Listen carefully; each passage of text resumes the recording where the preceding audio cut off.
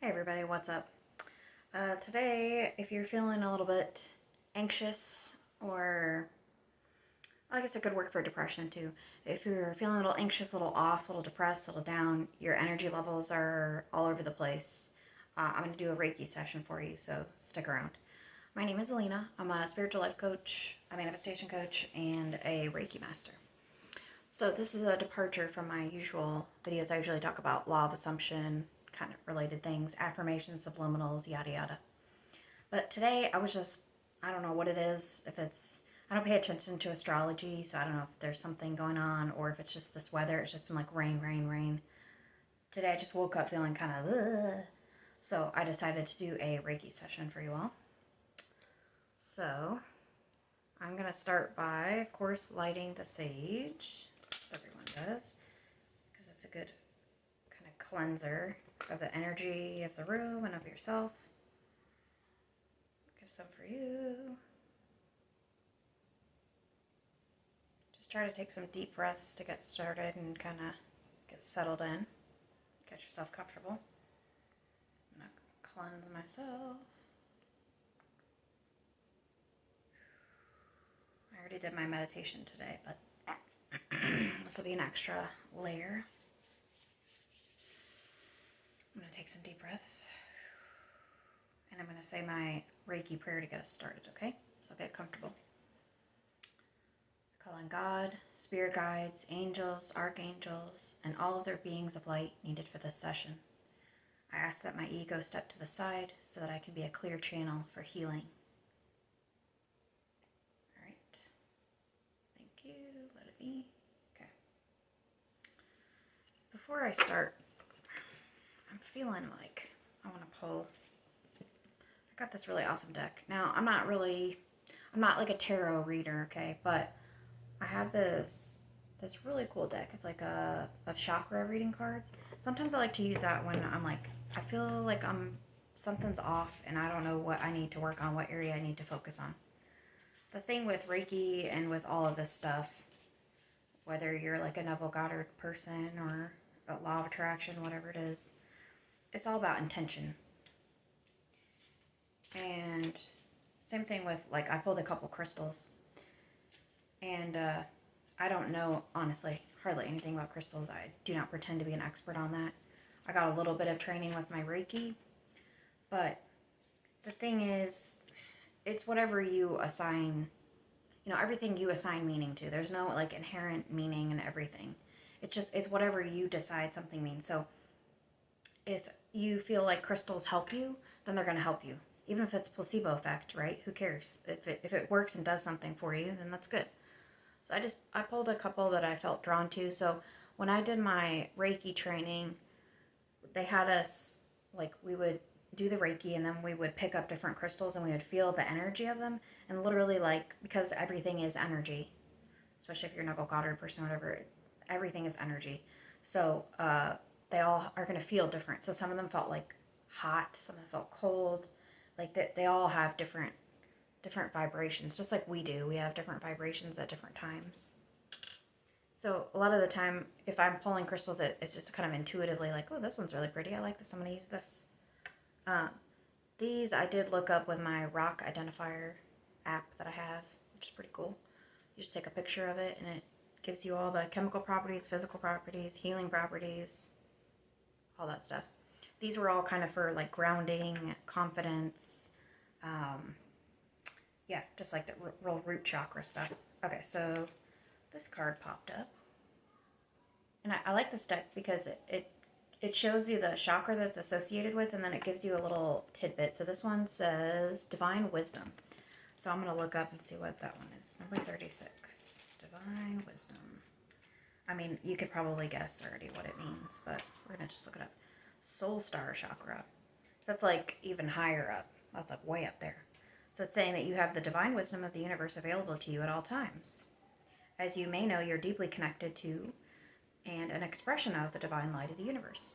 Well, that's fitting because whenever I do my videos, I'm usually trying to channel kind of, or I'm using my downloads that I'm getting from my higher self.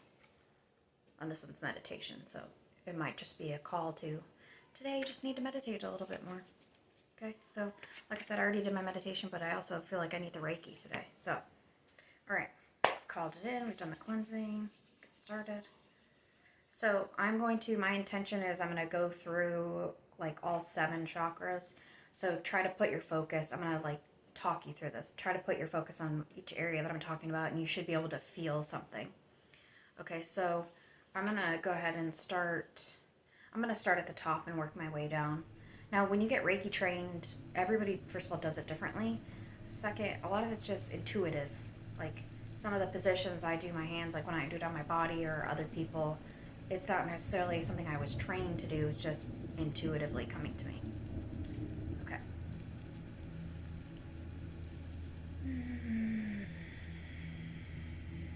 Okay.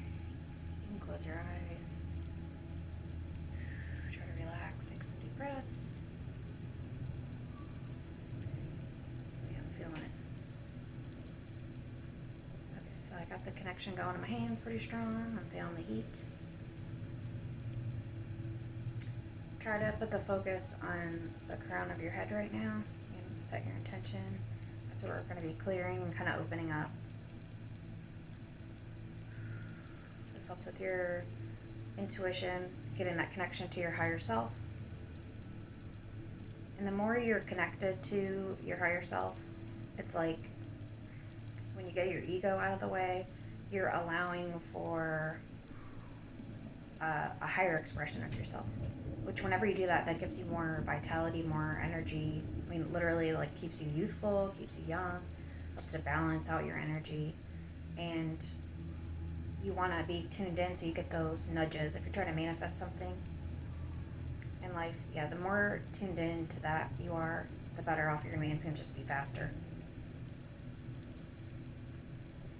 Okay, so let's allow that really healing, calming, grounding presence to pour in through your crown. So you should feel at the top of your head. If you don't feel it, it's okay. But I'm sending that intention that you feel it in the top of your head opening up, like light streaming in.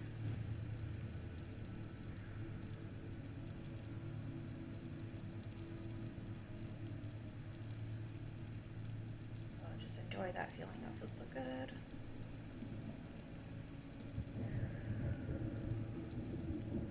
And it's important.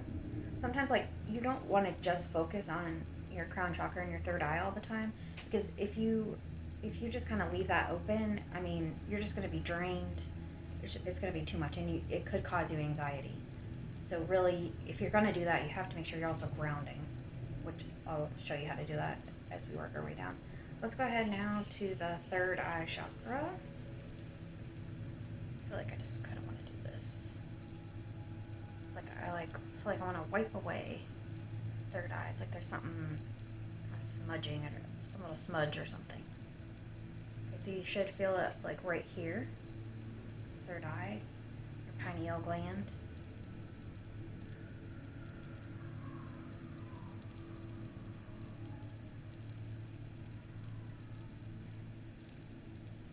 Do a little bit more of this too. Just intuitively feeling like what's going on here with the third eye. So try to let that open.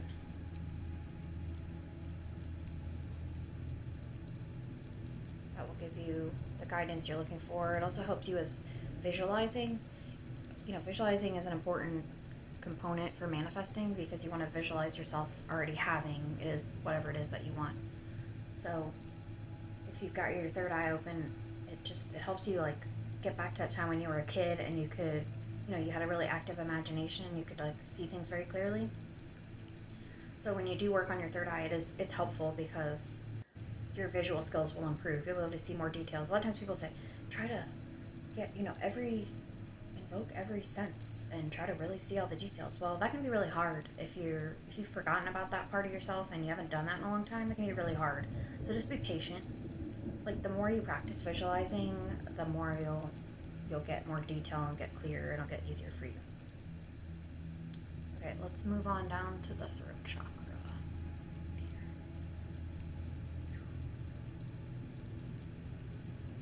Again, I just feel this. It's like swiping away. Again, this is just like, you see people doing this. It's not really necessarily like a Reiki thing, but sometimes your intuition just tells you to do a movement. Sometimes that movement, like, it's like a metaphor for something, but it literally helps because everything is just intention. When you have your throat chakra open, you can ask for what you need. You can set your boundaries. You can be your authentic self, which is hugely important with manifesting. Because the more you can be your authentic self, honestly, like, that causes a lot of anxiety. When you're holding back that authentic part of you, that silly part of you, it'll cause you some anxiety, depression, and like physical symptoms. So you want to let that be open. Just be your silly self because the world needs it. Open. Yeah, this is like all the throat chakra stuff right here. I'm going to do it myself as well. So you might feel some tightness in your throat. That's okay, it's normal. Sometimes if I'm doing Reiki on myself or somebody, I literally have to back it up because it can be too intense for people.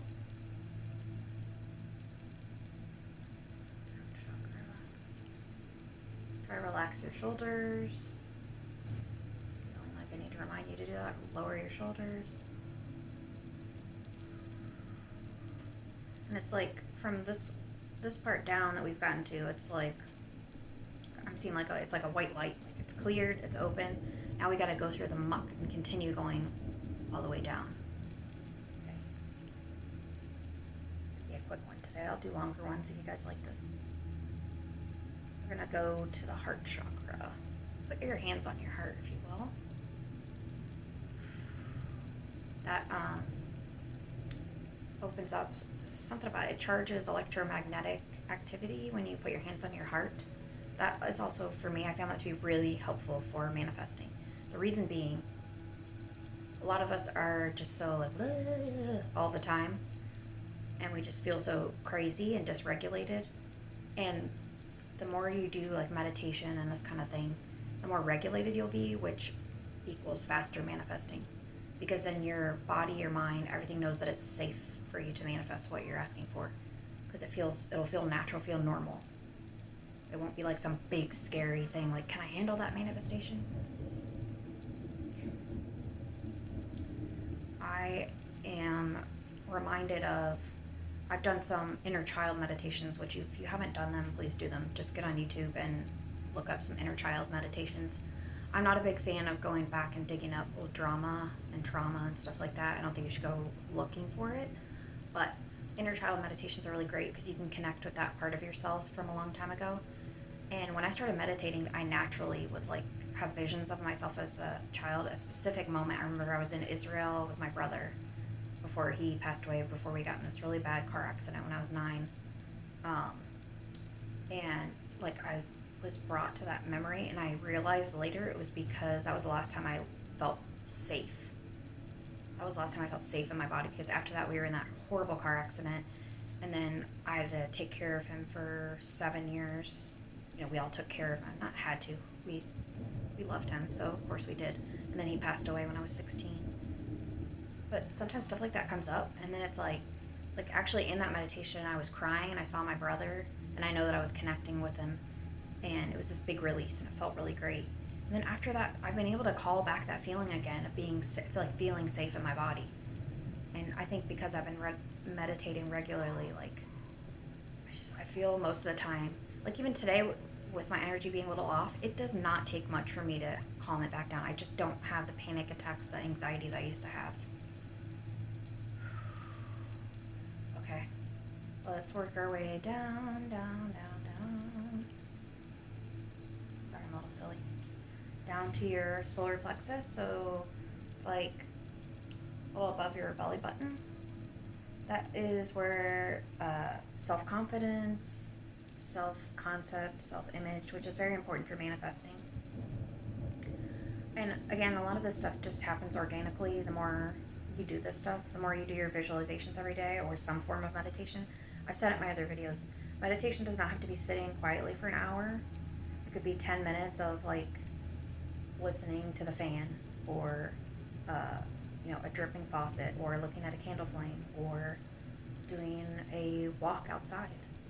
It can be whatever you want it to be, or a guided meditation on YouTube. Perfect. Good way to get started. Because then you're not having to think about, what am I supposed to be thinking about? They'll just guide you through it. So self-concept is important, because if you see yourself as a failure and someone that can't manifest, then you will be that person. And no matter how many affirmations and subliminals you do, it's not gonna help with that. Well, that's not true. It is gonna help with it. It's just gonna take a lot longer. So if you meditate every day, it really does work on your self-concept. I'm feeling it so strong, my hands right now. It really does help with your self-concept, and especially those meditations where they want you to visualize your future self, your higher self. It's really helpful, because the target is set. Your mind will work its way towards the target, and basically, like, you can't screw it up. You're always moving toward that. You're only moving away from it if you think that you are. You think you're not getting results. It's the only way. But I always say, work on self-concept in addition to everything else. So throw in some self-concept affirmations, and that way you're killing two birds with one stone. You're not having to wait until you have the perfect self-concept before you're manifesting. So again, you want that confidence, be who you really are. I think about Kristen Wiig and how hilarious she is and how silly she is. And if she let her anxiety or like her fear of what other people thought of her get in the way, we would not have her genius and her brilliance. Because she's ridiculous and we all love it. It's great. I like to think about that. So we need the silliness, we need your weirdness, your unique you-ness, we need. And the more you let it through, you're going to be, like, your manifestations are going to pick up speed, because that's what the universe wants. It doesn't want you to stifle yourself or try to be like everybody else. It wants you to be you, and the more you allow that, just stuff takes off, I swear. Alright, let's go down to the sacral chakra. Moving on down. Okay, sacral chakra. That is your, it's in your pelvis, like your sexual organs, fertility, intimacy, relationships, creativity. It's one of my faves. Your creativity. That's another one that will give you anxiety. If you don't have a creative outlet, we're meant to be creative and to create. Like, that's what we're here for. And if you're not doing that, you're going to have some resistance. You're going to have some problems. It can be physical symptoms. It can be, it can mess up fertility, stuff like that. I mean, when your chakras are out of balance, it can cause physical and emotional imbalances. And so, along with, I would never say to, like, do Reiki instead of get medical care. It's not ever going to say that, because that's not what Reiki is. Reiki, if, like they say, if you have a broken bone, it's not going to unbreak your bone. If it's your time to go, it's not going to, like, keep you here, okay? But it's going to help with some of the emotions around those things, which could help you physically heal faster. If you have a broken bone or that kind of a thing. Or if you do experience, like, fertility issues, that kind of stuff. You're targeting multiple areas, so you're just in a better place to be successful. If you're, along with your medical help, if you're also doing something to kind of work on your chakras. And it's so easy to get Reiki trained nowadays.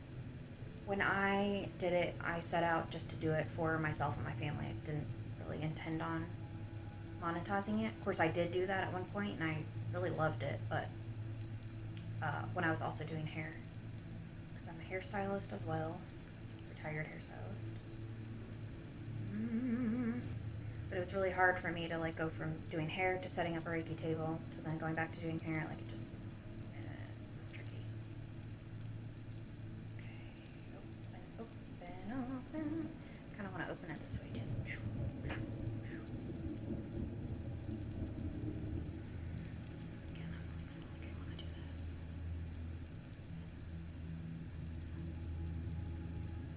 Do something creative.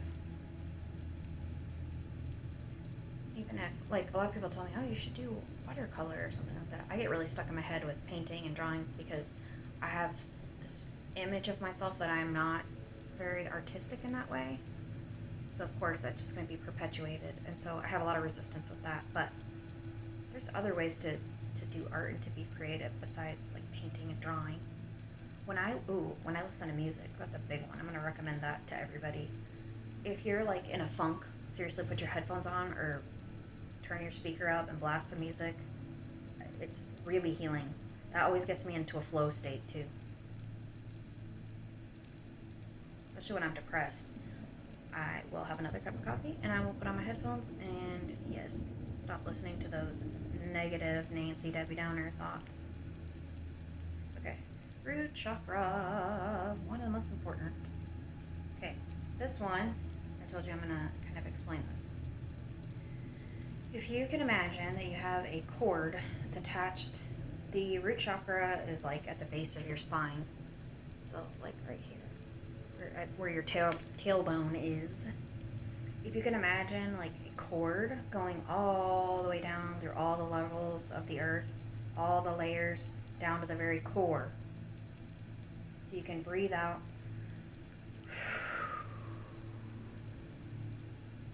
Send it all the way down to the core of the earth. That's good. And then you're going to breathe it back in, up into your heart. Okay. Yeah, it just feels so good. Ways to ground. You can go outside and put your bare feet in the grass or in the sand if you live by a beach. Connect with nature. Go for a nature walk. Grounding is so important. We don't tend to do that. Back in the old days, we were very root chakra oriented when we were like hunter-gatherers and all that stuff. Even as recently as, I would say, like the 1950s. You think of like the housewife and stuff. If everything was home, home, home, and money, and you just go to work, and you just kind of those very human things. Now, a lot of us are way up here, and we're connected into higher energy all the time. We don't know how to ground. You can't have one without the other. So one's not better than the other. You have to have all of it to feel good and to be whole. So a lot of us forget to ground now, and we're on our phones a lot too.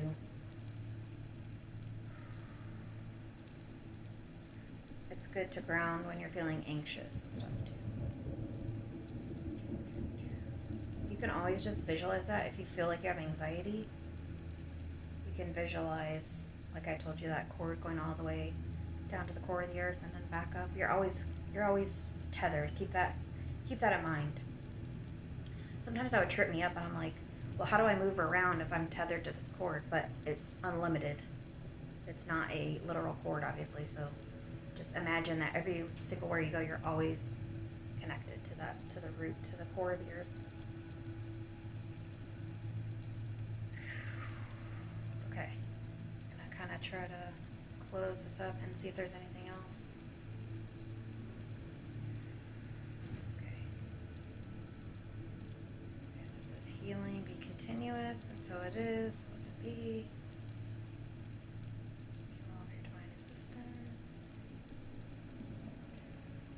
I'm going to intend that this healing carries you forward throughout your next week.